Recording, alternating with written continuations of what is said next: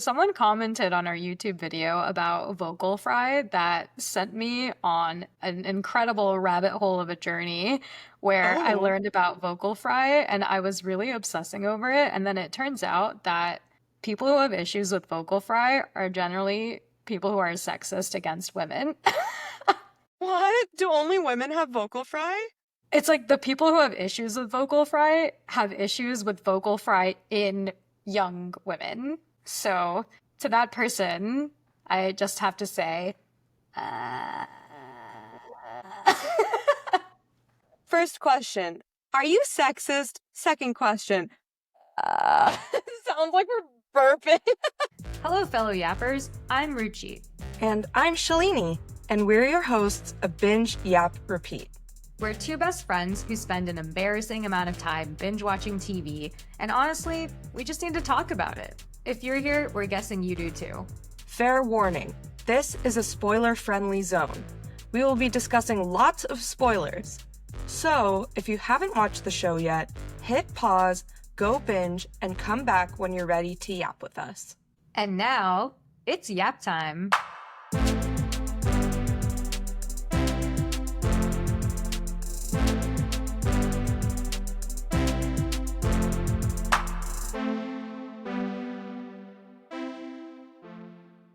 Do we have a oopsie doopsies? Do we want to say hi to our listeners first? Yeah, I guess. Hello, yappers! Welcome to your extremely serious podcast, Sirius XM. God. Sirius XMXOXO Gossip Girl. We're probably the only ones that find this funny. I love your new hairstyle. Thank you! I was just in Seattle, and I am super loyal to my hairdresser there. Her name is Jewel Rogers. Anyone who lives in Seattle or near Seattle, you must go to her. She's at the salon called The Style Chalet. And she's amazing. She's the only one I trust with my hair. Yeah, it looks really pretty. You look like Jen Thank from you. Secret Lives. She was my inspiration, actually. No, she wasn't. Now cry. No, I can't cry as pretty as Jen. Well, yeah, do we have any oopsie doopsies? I have a minor oopsie doopsie from a few episodes ago when I was talking about the Survivor finale. Yeah. This is something that my sister pointed out to us, is that Camilla, who I said was South Asian, is actually Guyanese. So that is one oopsie doopsie. Also, I'm pretty sure she's coming back for Survivor 50 or something. Yeah, along with Mike White and a few others who have been on Survivor before. Yeah. Mike White on Survivor was actually such a treat to watch. I really enjoyed. Yeah, I liked that. That's actually the only season of Survivor I've watched in full, the David v. Goliath season. Oh, because I think that was one of the few seasons on Netflix, right? Ooh, maybe. I actually don't remember what platform I watched it on. But yeah, I maybe. definitely watched it on Netflix because, yeah, I was like, I want to watch Survivor, but I don't want to pay any more money to any other platforms. And then That's luckily, fair. Other oopsie doopsie, also from Survivor, or no, actually, this is from The Amazing Race. That Asian sibling pair that we were talking about, we were like, oh, they have no shtick, but sorry, what was their shtick? I'm actually forgetting. Was it that they didn't spend very much time together until now or something? yeah, and their younger brother had gone to the military. I don't know, I'm just gonna bring up the Oh, chat. Their claim to fame is that they are siblings who haven't spent much time together and haven't ever worked together because the younger brother went to military school. all right. Oh, so also confirmed that they are not twins, which I can't remember if we asked, but I thought they were twins, but okay. Yeah, so I think we were talking about two different Asian siblings. So the one that I was Yeah. talking about was on season 34, I think, the Munich season, where there are these two women and they were identical twins. And then I think you were talking about the most recent season where there are two Asian siblings. Yes. Okay. Yep. Okay. Got it. Clear Glad that we up. sorted that out. Then I also have an update on the Vanderpump stuff from Ariel. Ariel said, The Vanderpump universe is large, but TLDR is Lisa Vanderpump started as a housewife on Beverly Hills. Then she left the show and began a spin-off show called Vanderpump Rules, which followed a bunch of waiters, waitresses, bartenders at her LA restaurant Pump. That show is literally god tier reality TV because these people were unhinged. But I wouldn't recommend binging because it is 20 seasons. And then if yeah, and then if you know the Scandival stuff with Ariana Madix and Tom Sandoval, that was the last 2 seasons of the show and it ended last year. Anyway, the replacement for it is The Valley, which stars people from Vanderpump Rules, and Vanderpump Villa, which is the show that Marciana was on. And then Tom Tom, the show that the Secret Lives wives, they were talking about the restaurant Tom Tom where Demi and, or maybe it was Jesse, was kissing Marciana.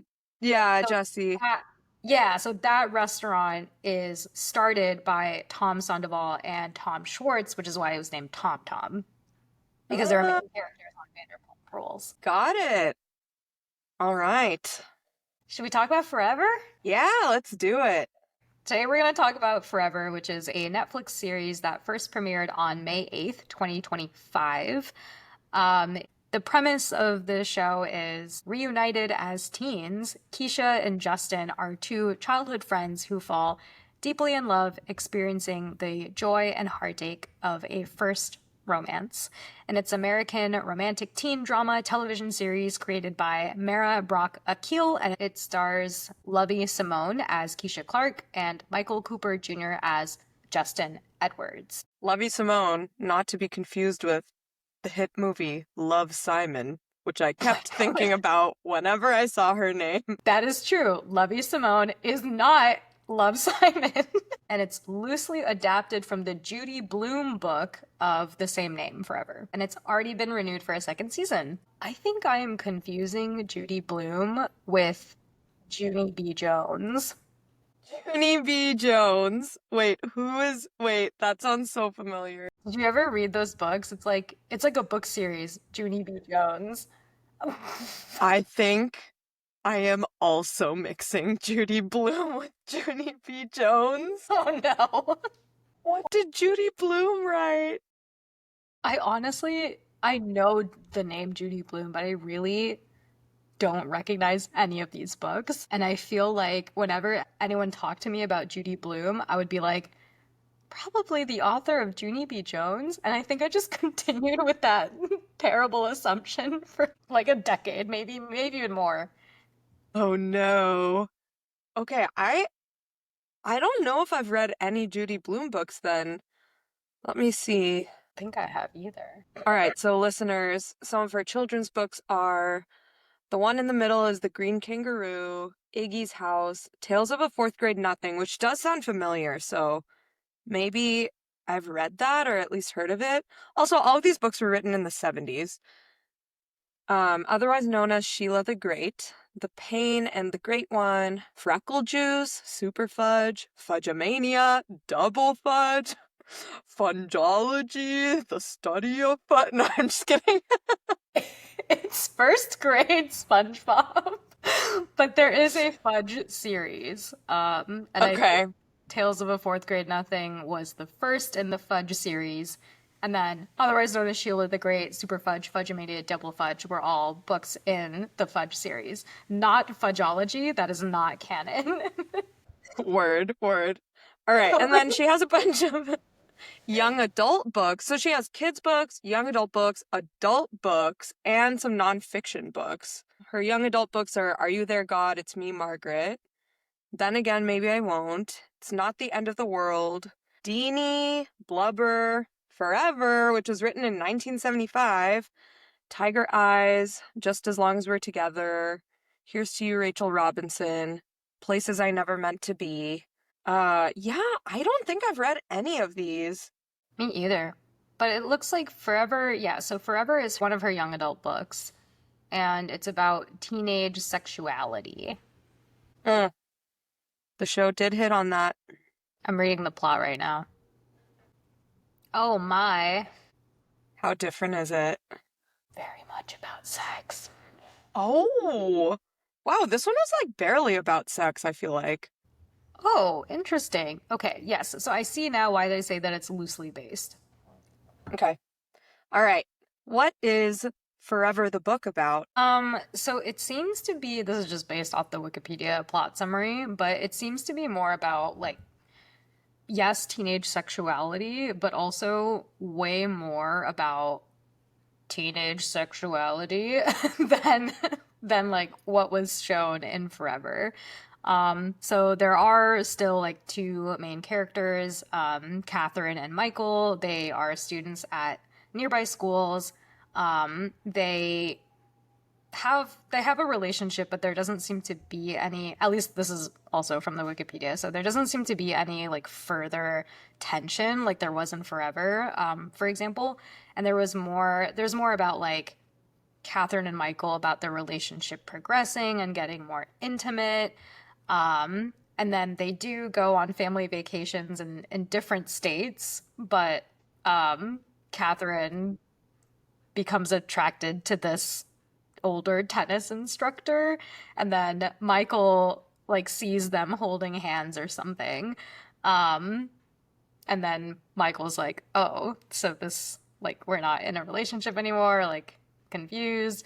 So apparently the book, spoiler alert, the book ends with a final meeting between Michael and Catherine, and then Catherine is basically saying, this was a great relationship, but not ready for forever. Yeah. So I think kind of similar to the ending of Forever, where it felt like, but it felt more mutual, I think, with the TV series. It felt more mutual, like they both, like, obviously loved each other, but neither of them were ready for Forever because that seemed like a big thing. So I think they actually made a very mature decision at the end where they were like, oh, we're going to, we're going to go away for college, or like we're going to see where life takes us. And in 10 years, we'll be taking pictures together.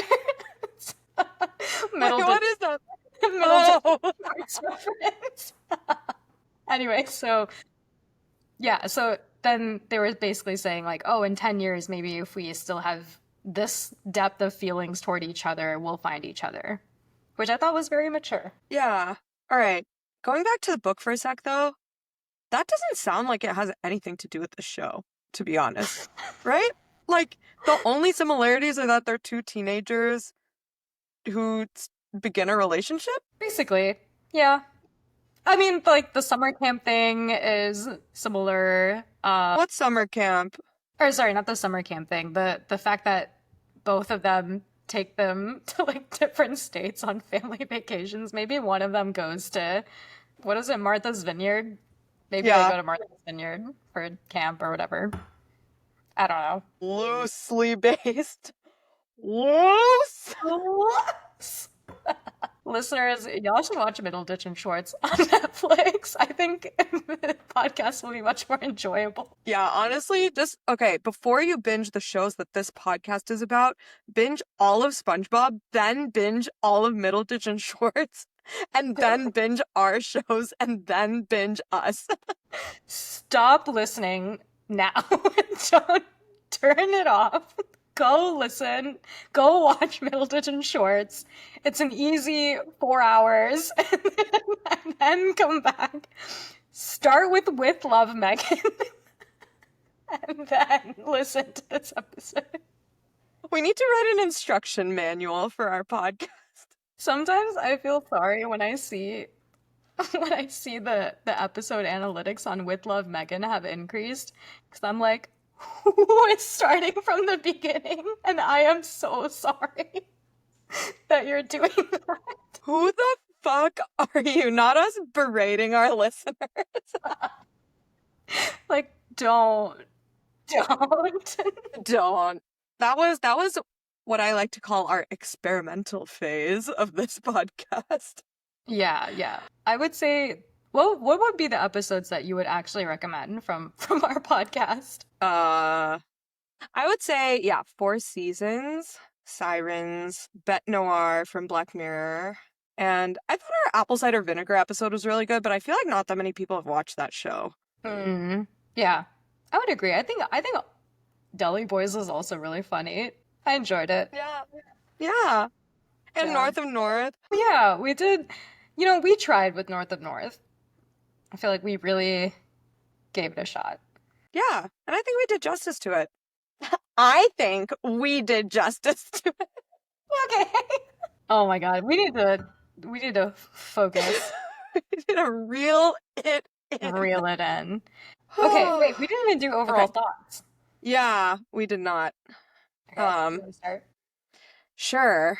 Uh, yeah, I think the show was pretty easy to binge, honestly. I think there's something about Netflix shows that just know how to keep me hooked on it, even if I'm not. I mean, I not that I wasn't into this show, but just their way of storytelling always is very like I always want to know what happens next, and so this show definitely did that. Um, I at some point got a little tired of the teenage drama of it all and how every single disagreement turned into a breakup. I was like, Mm, guys, like, you've been through so much at this point. This one mm. conversation doesn't need to be a make or break, you know?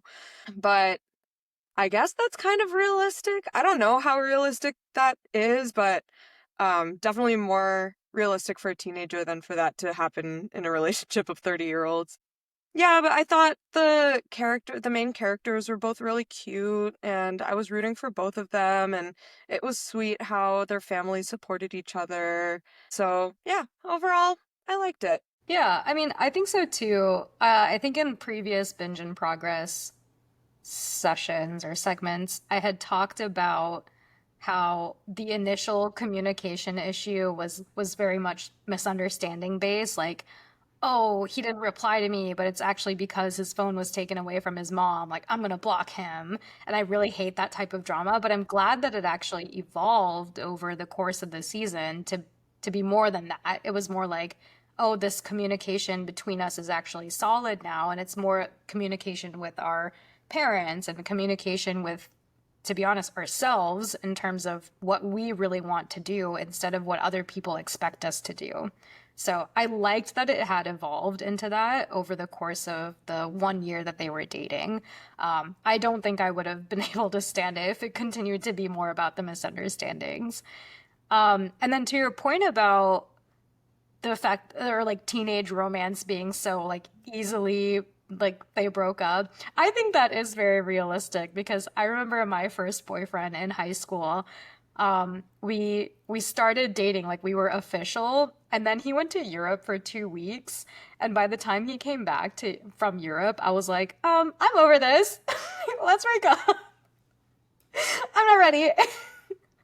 So I think that is completely reasonable. I feel like high school relationships are so much like, oh my gosh, we've been dating for like 2 whole weeks, and that's a big thing compared to, modern day, where you're in the situationship talking phase for like months.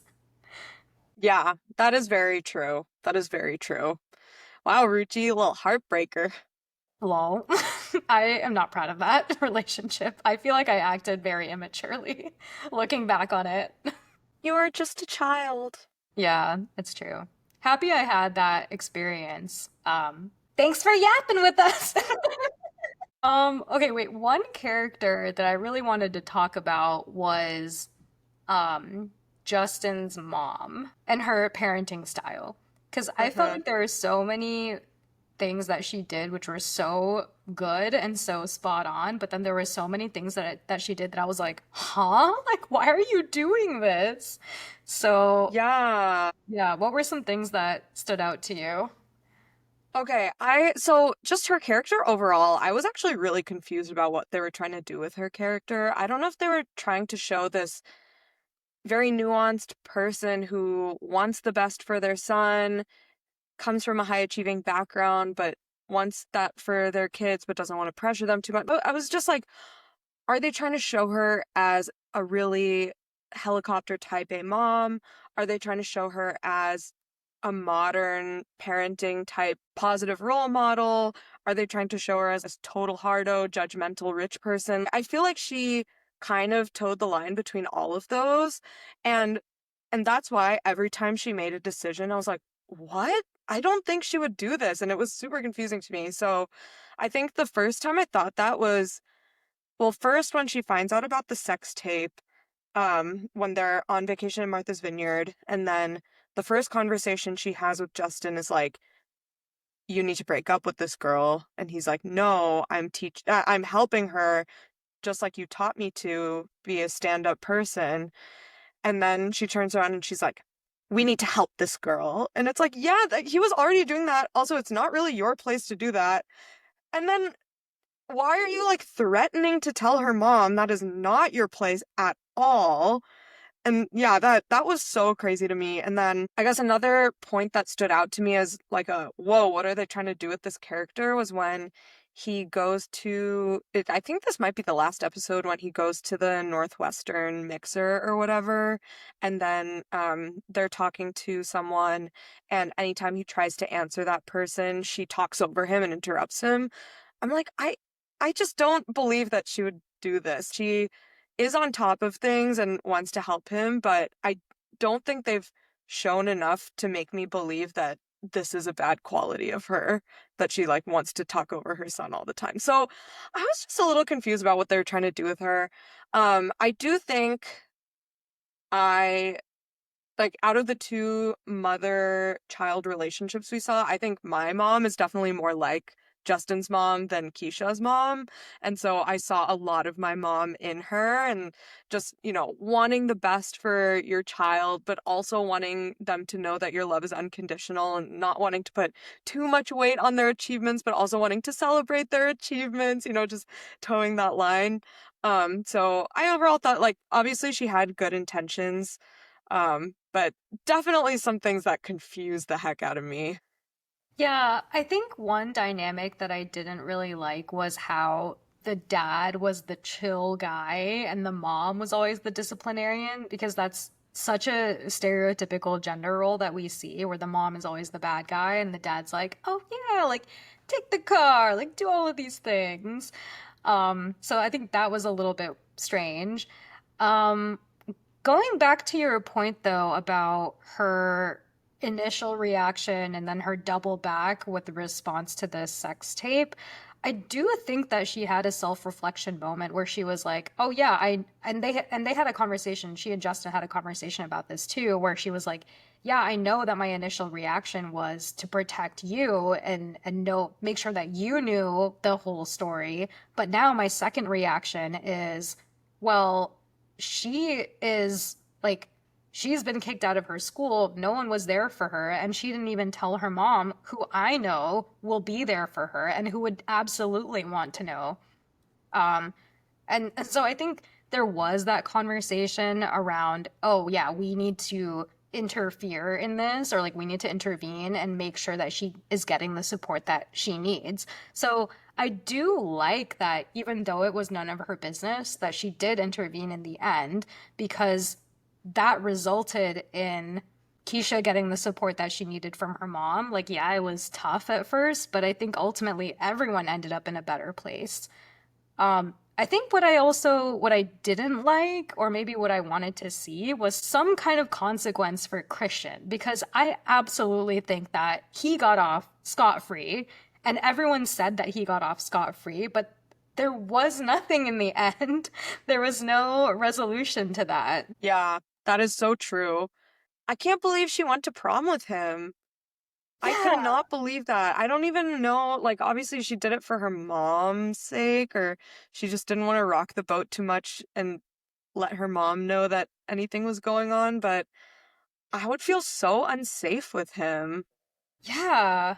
I mean, I guess at the end we realized that Keisha felt like she was to blame as well, which is like, oh, I am the person who actually sent the video to Christian. And then Christian sent it to one of his friends. And then that friend was the problem because he sent it to everyone else. So it wasn't that Christian was doing anything wrong, even though he was.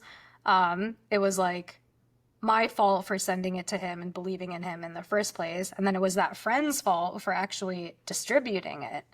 So yeah, but I think to your point, I also agree. I don't think she really needed to go to prom with Christian. Like her mom knew that they were broken up. So, like, I why? think, did she know they were broken up?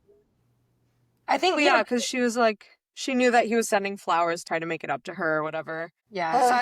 I don't know. Yeah, I think I would not have agreed with Keisha, but also I don't think Keisha is as petty as I am because I absolutely would have agreed with Chloe and I would have been like, let's sue Christian on the day that he signs with Kansas because this guy needs to have some consequences. I absolutely would do that.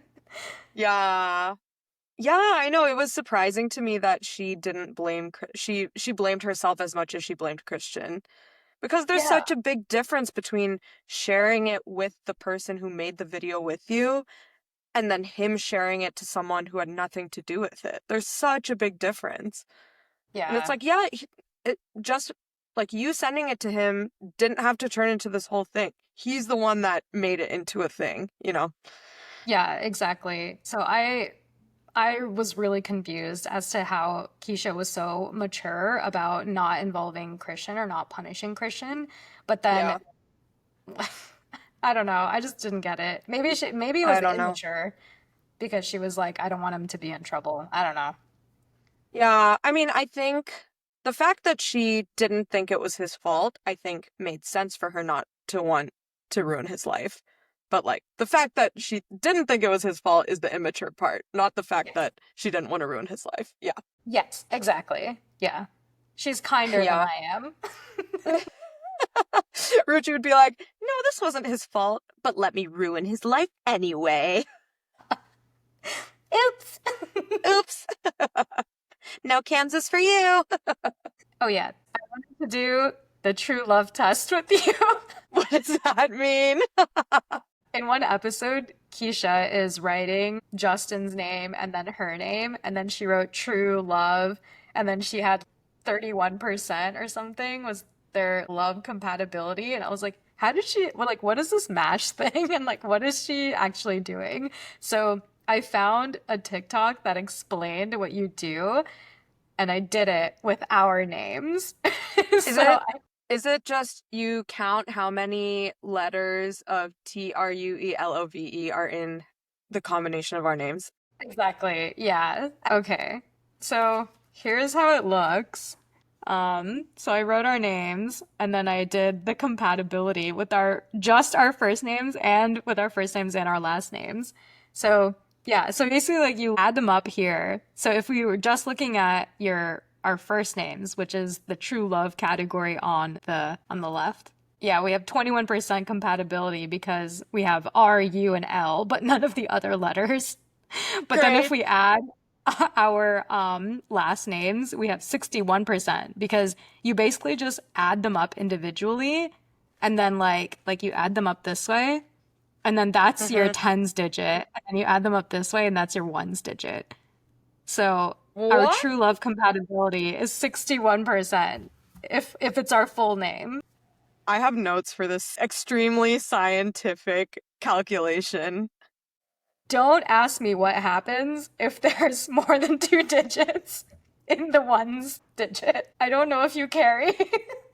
Wow. Someone named True, True, True, True, True is gonna have a great score. But then you would only have 44%. No, it's gotta be True, True, True, True, True Love. True, true, true, true, true, true, true, true. La, la, la, la, la. Or like Rut, Rut, Rut. Rut, rut, rut, roll. Revolver.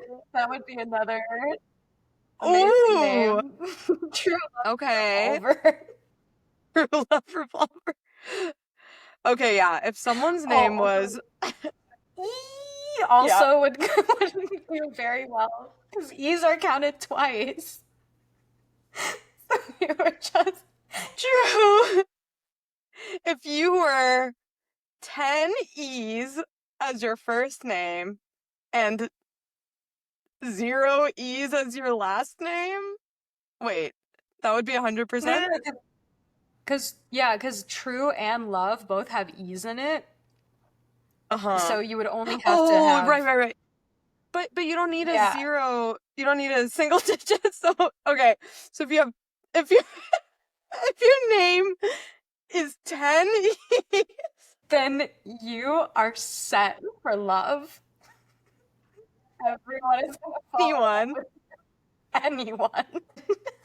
Dude, Lovie Simone's True Love would be so good. Oh, wait, no, because Lovie would be for true and Simone would be for love? No, it's combined. Yeah. Wait, wait, then what's true and what's love? You go through all of the words, all of the names, Oh, and then you right, right, right, count right, right. how many T's are there, how many R's are there, U's are there, E's are there, and you count them up. Got it. Okay, okay. So So Lovey Simone Lovie Simone. would do numbers in the love column. Yeah. Okay, got it. Yeah. Just ones across the board. Okay. Oh, yeah. I think I want to talk a little bit more about the parenting. You know how Justin's mom at one point told him to quit basketball and focus on school? Mhm. That was so triggering to me because when I was in high school, I was on the water polo team and swim team, and I think it was junior year.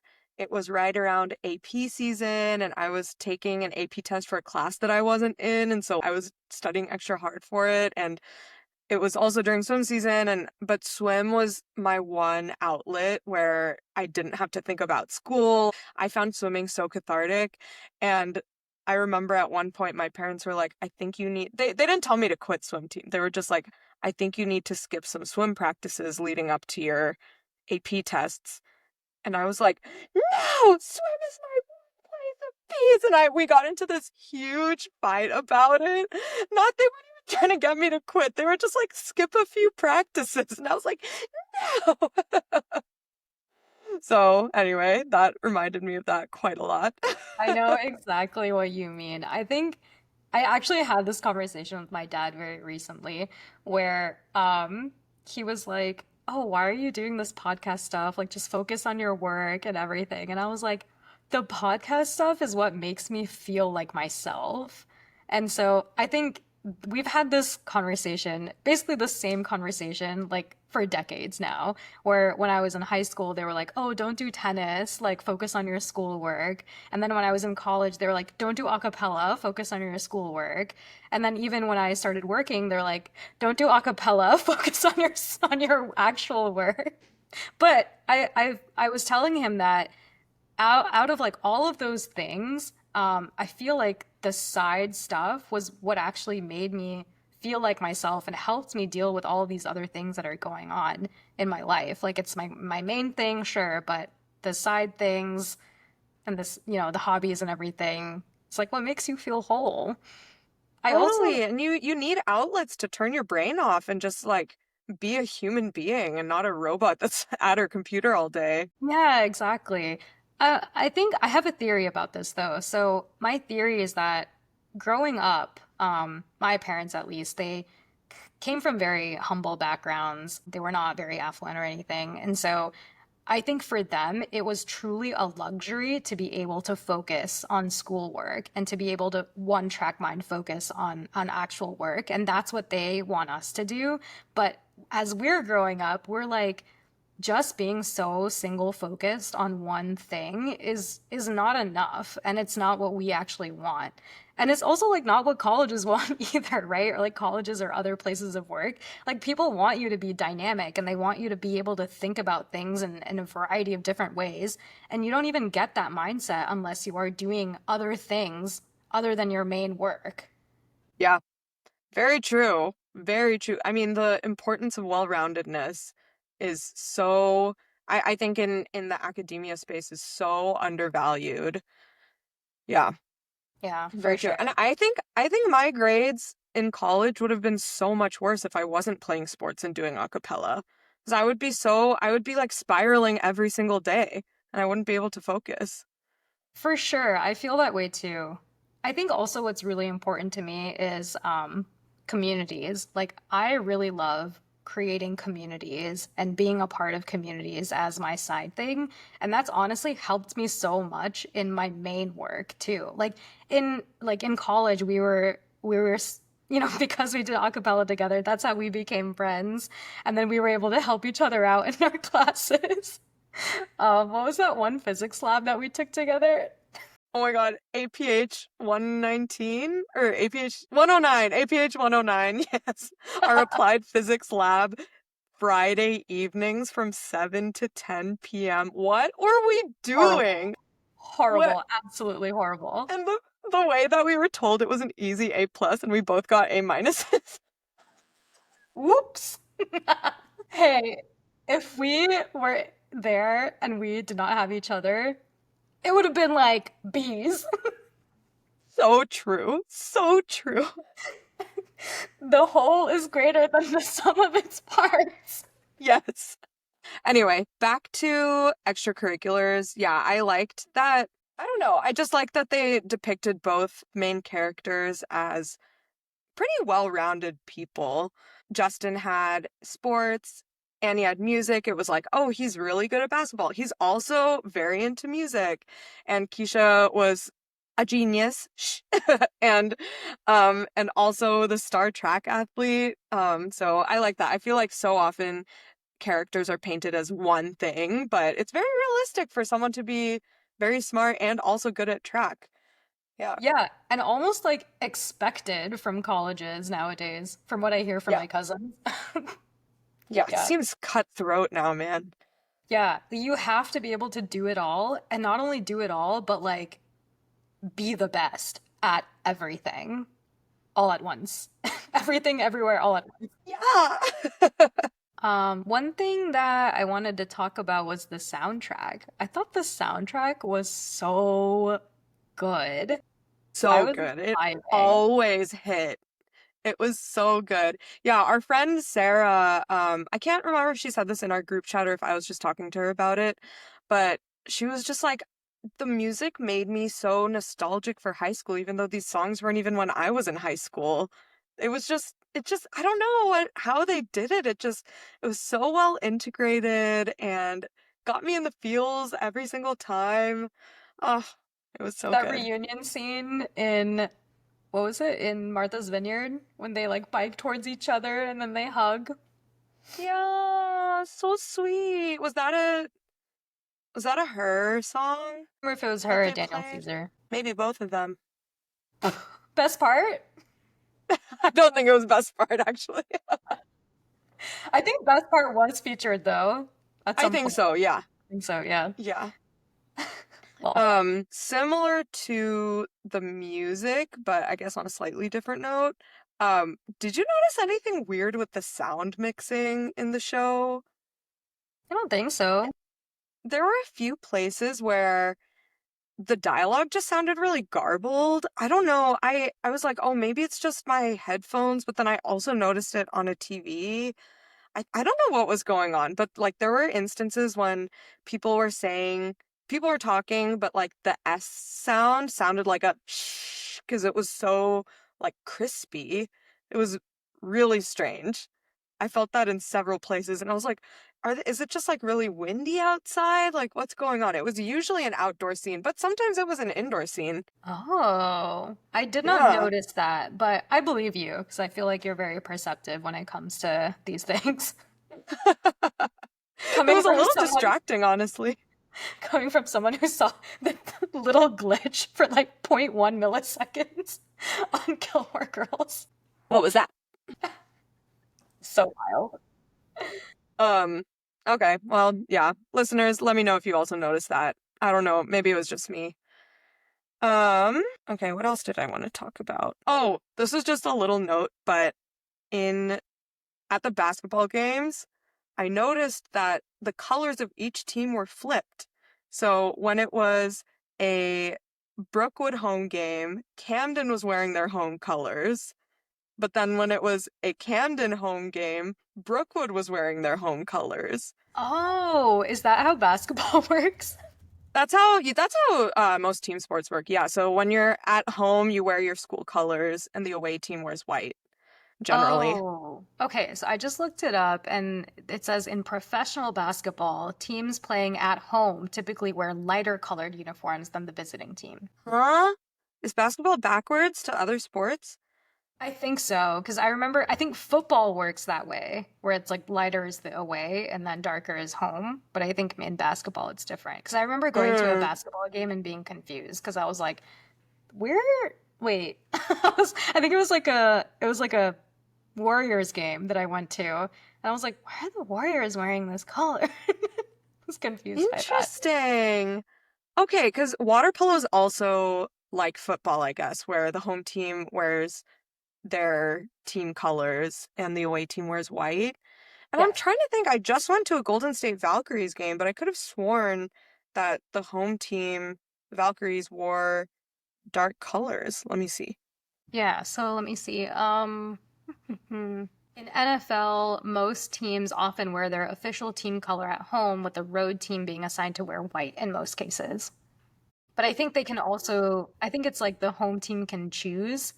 And then NFL's current rules require that a team's home uniforms must be either white or official team color throughout the season, and visiting clubs must wear the opposite. Mm. Most people So choose home, their home. They're like full so it's just the colors. choice. Okay. Yeah. Yeah, the Valkyries game I went to at the Valkyries Stadium at Chase Center, Valkyries wore dark and their opponent wore white. Hmm. Oh well. Interesting. But then the Stanford basketball game I went to, Stanford was wearing white. I guess it's just a choice. It's just like, what do you want to wear? All right. Interesting. Well, I have really hyperfixated on that for no reason. Well, now we know the rules of some sports. So I guess my question is, what would you have done in Christian and Keisha's situation? Let's say you were Keisha and you were in high school and someone had a sex tape of you.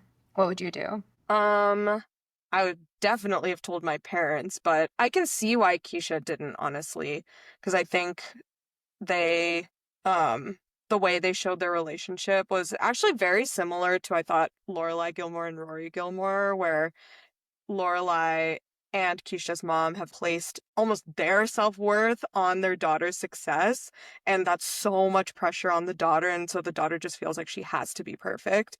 Anyway, so if I was in Keisha's shoes, I don't know that I would have acted any differently, honestly. I think I hope I would have had the wisdom to know that it wasn't my fault and it was all him, but I don't know that I would have.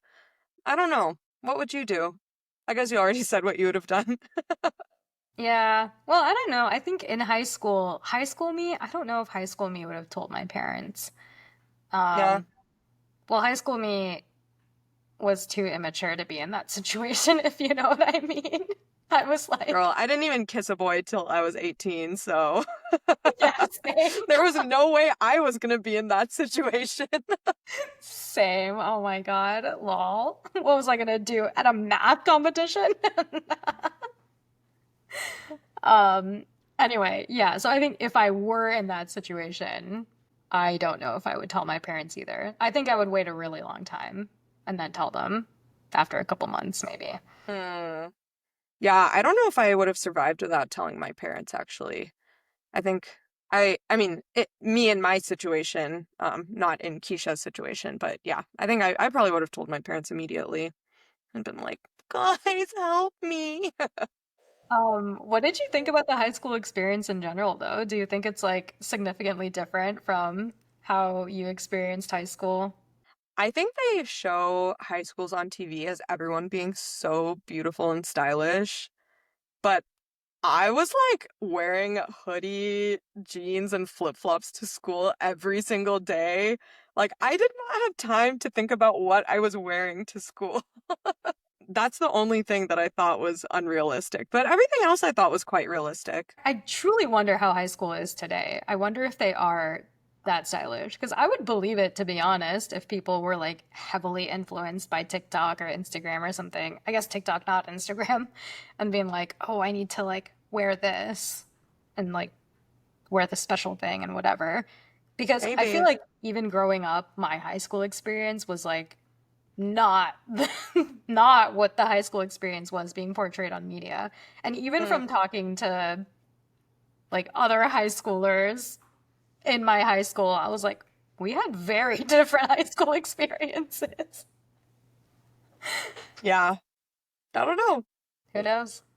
Who knows? Do you feel like you are more prepared or maybe more scared about potentially being the mom of a high schooler one day? I don't know.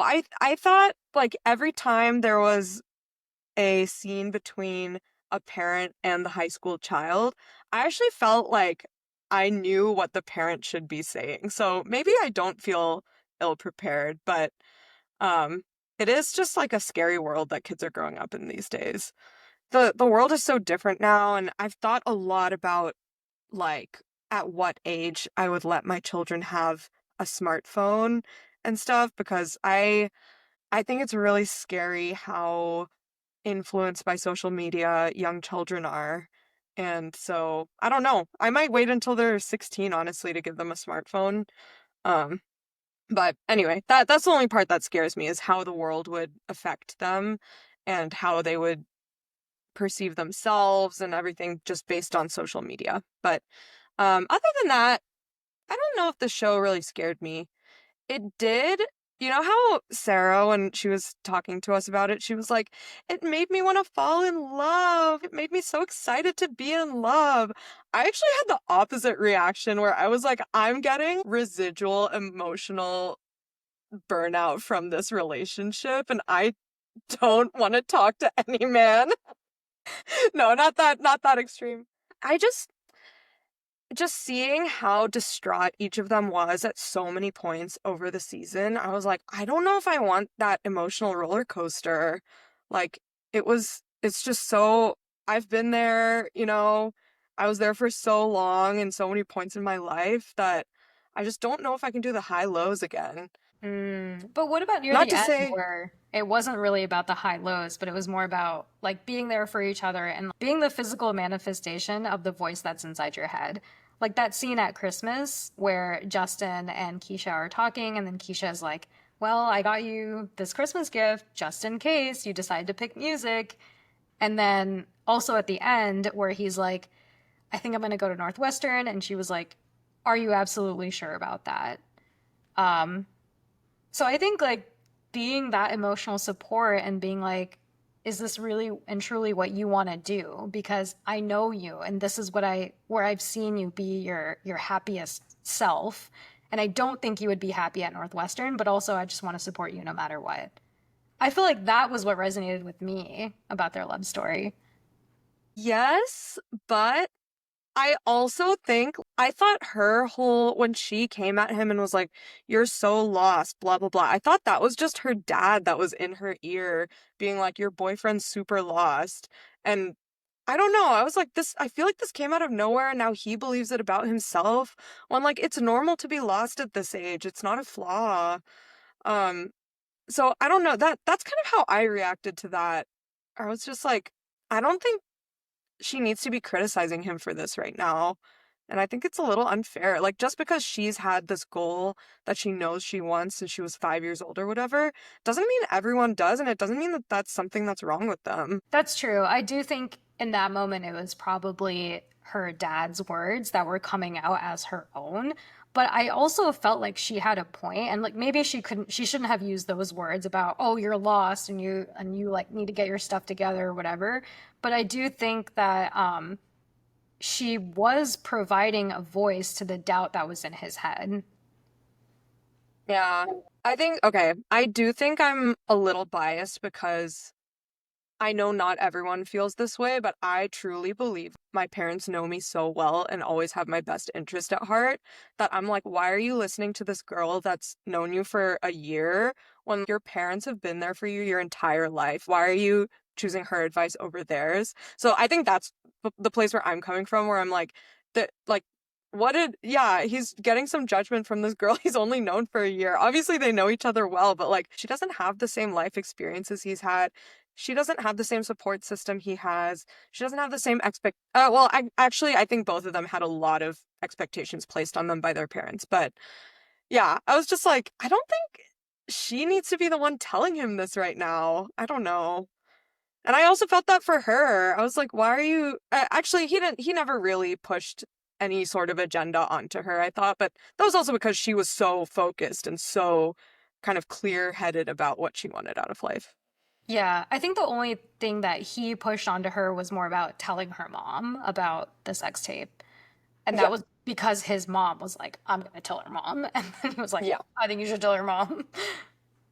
Yeah, that's fair. Yeah, Yeah. I think where I'm coming from is like, I did not feel like I had that kind of support from my parents. And so, like, I had a very different relationship with my parents and my family growing up.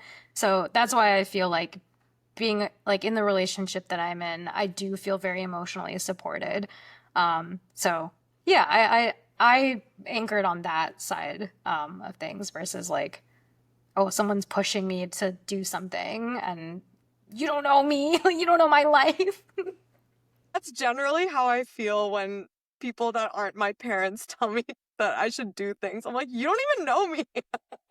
Is that how you feel about us? No, no. I think I feel so known and loved and seen by our friend group, but outside of my parents, my sister, and our friend group, that is how I feel generally. Mm. Yeah, Yeah. I think I would feel the same way too. Like Yeah. I feel very strongly. Well, as in I feel strongly about our friend group, but maybe not my parents. Okay, that leads me to the question that I wanted to ask you, and then I'll answer this also. If you were Justin's mom and he came to you after getting into Northwestern and was like, actually, I don't want to go anymore, how would you react to that? I think he would have to have a very good reason to do that. But I think it depends on like so much context, right? I guess like let's assume it's Caltech and not Northwestern, so there's that like legacy factor. Um, Let me think about this. How would I feel?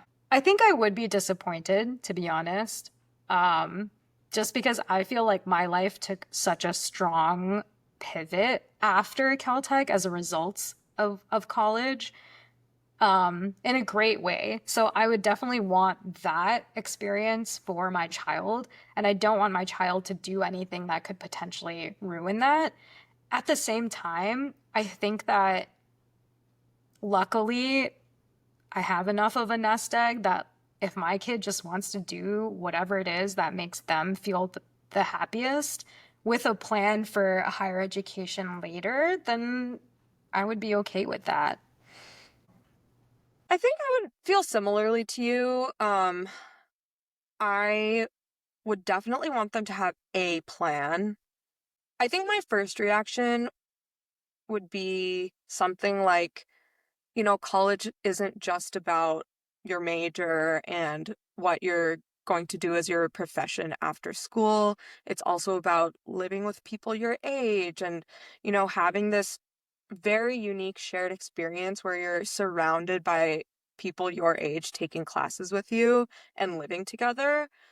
Um, and not only that, having a college degree opens up so many doors than just the major you're in? And Yeah. so I think I would try to reason with them like that. I never heard that come out of the parents' mouths, which actually really surprised me because I thought the dad would have said something like that. Like, do you Hmm. know why it's so important that you're the first man in our family to go to college on my side?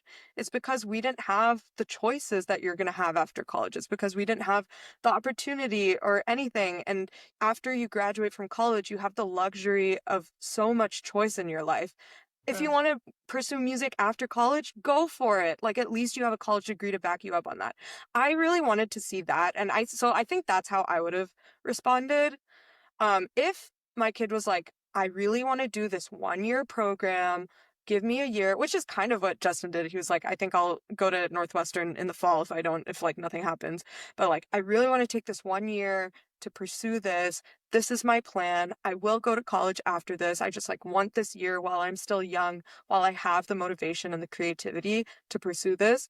I think I would be okay with that. If it's not just like, if I don't feel like they're just like, I just don't feel like going, you know?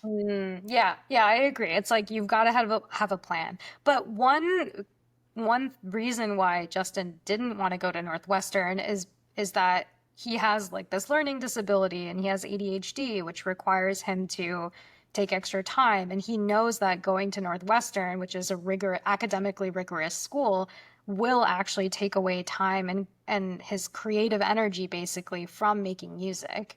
So it wouldn't just be like, oh, you can do music on the side or you can do music afterwards. It's like you really have to buckle down and focus on the academics at Northwestern or risk getting kicked out basically. So what if your kid was coming to you with that, being like, I don't really have a plan. I don't know if I want to go to Northwestern, but happy to delay it 1 year for now. Like what would your response be? I okay, I actually want to talk about this ADHD thing because I did they ever talk about that before he started writing his essay? Yeah, I Oh, think they when did? he was taking an exam, and then his teacher came up to him and was like, "Hey, just so you know, like you are allotted extra time because of whatever." It was like some science test that he was taking, and he was like, "And considering your grades, I think you would really benefit from it." And then Justin just like kind of rage quit at him and like threw the exam at him, and then like walked away. Oh, okay. I must have missed that part because when he started writing his essay and about how ADHD is his superpower, I was like, where did this come from? What? But okay, that makes sense. Yeah. Um, yeah, I think like I don't know. I guess in that situation I'm not sure what I would do, but I would hope that we would have had that talk before only applying to Northwestern or whatever. Like that if that's the case, great, apply to a state school or something where you think you can thrive better or, handle the workload better than like basically an Ivy League institution. Just yeah, just have some sort of plan, but I don't know. I guess I'm very traditional in the sense that like I still think there's so much value in having a college education Yeah. I and think for just now we can say that for sure. But yeah. I think what you're getting at, which I agree with, is there a value in having an Ivy League brand name education versus going to a state school if you know that you're gonna do better by going to a state school? Right, exactly. And I think the answer is no, like it doesn't matter. I think it's more about getting that college experience and having a 4-year degree than the actual college you go to. Agreed. Yeah, totally agree. I think if my kid was like, "Oh, I want to postpone Caltech or MIT for 1 year, but I don't think that that I can like handle the academic rigor," I'd be like, "Great, don't go. Like, don't." Don't do it. Don't do it. Especially if he has a passion like music and he wants to explore that passion. It's like, oh, absolutely, go to a state school. Like, figure it out. Get the time to figure it out. That's what college is Yeah. for. Yeah, totally. Yeah. Great. Yeah. Okay. My last question. Why do you think the show was set in 2018 and not 2024? Oh, yeah, I was wondering about that too. If I had to guess, they didn't want to deal with COVID. I was also thinking that, but do you think 2024 they would have had to deal with COVID? Probably not. I don't know. Okay, the book was written in 1975, so they weren't trying to keep true to the book, obviously. It wasn't like there was a flash forward or anything. That's what I was expecting the whole time. I was like, oh, they're going to show them at the end of college or something. That's why they're starting in 2018. And I thought it was going to be this like year Maybe on that's what year. season two is about. Oh, maybe. Um, yeah, so I was just like, why is this 2018? That's so arbitrary. Yeah, yeah, maybe But that is yeah. what season two is about. So actually, my sister was saying that sometimes, with shows that they know are going to be popular, they automatically, um, what is it? They automatically option like 2 seasons. So Yeah. they build out the first season, and then they can already announce that there's a second season because they know that it's going to be popular. So maybe that's why they said it in 2018 because like, oh, they're like, oh, we know that it's going to be 2 seasons, so maybe the first season can be like when they initially start dating, and then season two can be more of their college years or beyond. And so they have this space to kind of get into 2025. Yeah. Okay. I like that theory. So we shall see in season 2, I suppose. Yeah. Oh, I wonder if we can just Um, look that up now before we to prevent yeah. any oopsies. Oh, okay. Netflix officially renewed Forever for season 2 on May 14th, 2025, just 6 days after the premiere of season 1. Likely that it will be released May 2026. Hmm, okay. Filming has not yet started, so there's no trailer. Okay, great. So we don't know. Okay. Well, Great. did you notice that the intro that said Forever with all the pictures in it always had some sort of symbol from the upcoming episode? Kind of like in Yeah. Four Seasons? Yes, except they actually had like stills from the upcoming Yes, yes, yes. episode. Yeah, yeah, I did Yeah, sorry, notice. not really symbols, stills from the upcoming episode. Yeah, so the ones I noted, oh, no, maybe I shouldn't list them out because I only remember the balloons from the prom episode, the first Mhm. prom episode, or I guess like their first breakup. And then what was another thing? Oh, there was an Oak Bluffs thing in the Martha's Vineyard episode. Mhm. And I think there was a Northwestern one when he gets into Northwestern. Yeah. I remember there was I a think those scene are the only where ones. there was a still where Keisha has like a water gun and she's like against the wall. Oh, I remember that one because I was like, where is that from? And then later in the episode, she does it. And I was like, oh. oh. Oh my God, I thought Keisha was so cute. Just everything about her is adorable. Yeah, she was so cute. Also, she had So cute. abs for days. Oh my God. Damn. Yeah. I was like, should I start running? And then I No, saw her, don't do it. Running makes me gain weight. oh no. Yeah, then I saw her like 3 a.m. morning routine, and I was like, I will not be running. Yeah, Wait, how did running fair. make you gain weight?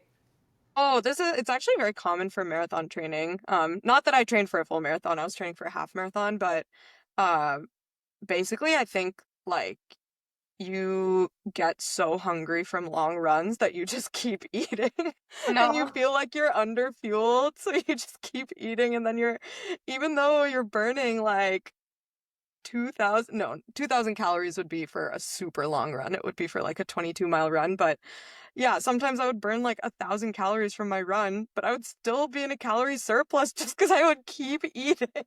Oh, because you'd be like, oh, but I burned so many calories, so like I can eat all the things, and then all the things Yeah, it's way like that more. mindset, but also like I just kept feeling hungry. Like the hunger would not stop. Every 3 hours, I'd be like, I need another meal. Yeah, Oh my God. Okay, I will not be doing that. and a few of our friends have also said the same thing that they gain significant weight while marathon training. Oh, maybe it's because your body is like not used to feeling so hungry, or not used Maybe. to like burning that many calories in a single day that it's like this like we gotta make sure that we're eating surplus in order to prepare for this crisis that is happening to us. Emergency mode. Yeah. Fight or flight, we picked flight. Should we do ratings? I would rate this show maybe a 7 out of 10. Yeah, I think it was engaging. I liked the story. Kind of will they, won't they part did annoy me a bit, which is why I'm only rating it a 7. But I really liked the family dynamics and just kind of the pursuit of achievement and happiness that both kids felt throughout the show. So yeah, 7 out of 10. Yeah, I think I would also do 7 out of 10. I really enjoyed the way that they portrayed the teenage romance. It did feel super relatable, just like the like awkward teen romance, and the miscommunication and relationships with parents. I think one was it. I can't remember. There was one line that stood out to me that the mom said that I was like, oh, that's so true. But I can't remember.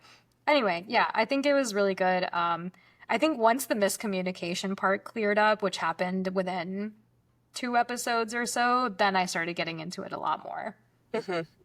Yeah, 7 out of 10. Also love the soundtrack. Nice. Okay. Binge in progress? Binge in progress.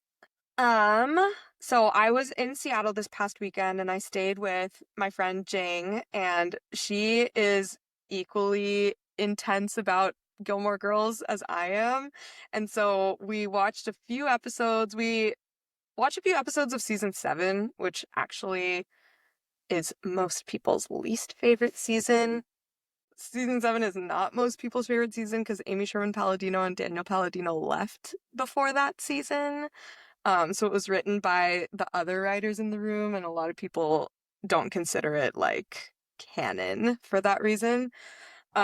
So we watched a few episodes from that season. We also watched a few episodes from Year in the Life, which was the reboot 10 years after the original show aired, or 8 years after the original show aired. And we watched a few episodes of season 3 of Gilmore Girls, so that's really all we watched. Wow. Speaking of Amy Sherman-Palladino, I started watching Étoile, which I think we kind of talked about in some earlier segments, but I'm like more than 4 seconds into it now. I'm 4 or 5 episodes in. So I started watching that, and I think we're going to do a podcast on it, so stay tuned for that. In other news, I haven't started, but I play this game, Pokemon TCG Pocket, and there was a new pack that was released like a couple days ago called Extra Dimensional Crisis. So I've been opening those packs. That was my nerd out moment, which Shalini said I could do. I did! What's Pokemon TCG? I forgot the other words. It's basically like Pokemon trading card game, but digitally. So it's like on an app, which I really like because I really hate like collecting physical things. I would really much rather collect digital things because I really like collecting, but I'm also a minimalist. So those two things are generally at odds with each other. So I love games that allow me to collect virtually. So yeah, you can like open packs and collect Pokemon and stuff, and also battle online with bots and with players. Cool. Yeah. Do you want me to, should I open a pack, Shalini? I can do it right now. Okay. Here's Extra Dimensional Crisis. Let's see what we get. Okay, I'm gonna make you choose one. Boy. Tell me when. Stop. This? Yeah. Okay. Ooh, meditate. It's trip over. No, meditate. I can just... What's trip over? Ooh, we got a new Ultra Beast. Circuitry? Yeah, that's it. Nice. That's the fun part of it, is just opening the packs. Great. The end. Thanks for yapping. Should we tell our listeners what shows we have in the pipeline that are coming up next? Yes. Go for it. BYR. All right. So, after today's episode, our next episode will be Étoile, which Ruchi was just talking about, which will release on June 10th. Then June 12th, we will be covering the newest season of Ginny and Georgia, season 3. Oh, I actually forgot to mention during Binge in Progress, I started season 1 of Ginny and Georgia just to remind myself of the beginning of the show. Good call. And then after that, I might do an episode with my sister on The Pit. We might do Department Q, which is a new show on Netflix. So listeners, if you have opinions on what you would like us to cover next, definitely let us know. Now is the time. And then the more recent, the better, because, we can binge a show in like a day, so. Yay. That's our biggest strength. Thanks for yapping with us. If you loved this episode, have some hot takes we missed, or if you've got a show you're dying for us to binge next, follow us on socials. We're at Binge Yap Repeat. Until next time, happy binging!